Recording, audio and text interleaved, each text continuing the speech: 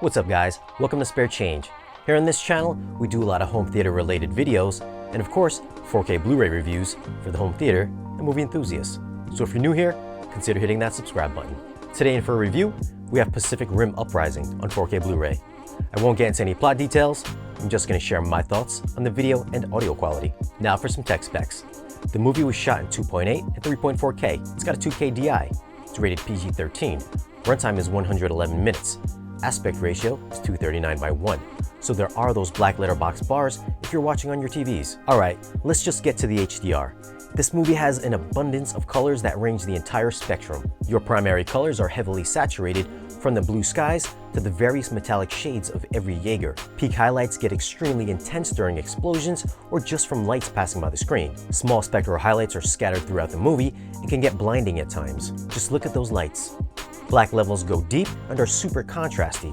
This really helps bring out a tremendous amount of depth to every shot, which is a lot of them. Shadow details are always present and didn't get swallowed up in many of the darker areas. As Boyega's character is looking for the capacitor in the scrapyard, you can clearly make out all the rusted machinery and scrap parts, along with everything else in the background. The image is very sharp and full of textures, either digitally rendered or practical. The close-up shots were rendered flawlessly, with every skin imperfection and facial pore on full display. The same for the CGI Jaegers. You can make out every battle scar and gash on their metallic surfaces in great detail. The backgrounds were clean and crisp, with buildings looking especially good during the third act, when Gypsy Avenger throws those skyscrapers at the Mega Kaiju.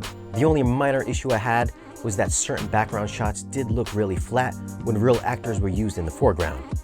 Now just look at that beach scene. Oh, that's confusing.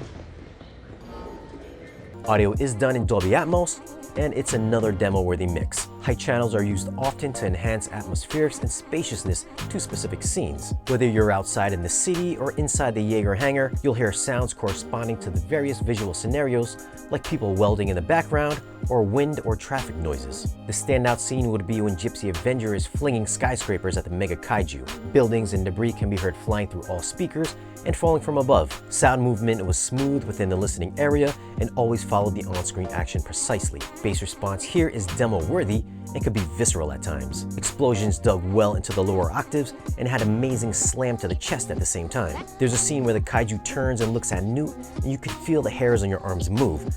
That's how low the bass went. Dialogue was always clear and carried good weight in the center channel, so no issues there. So for audio, I'd have to go with a 9.7.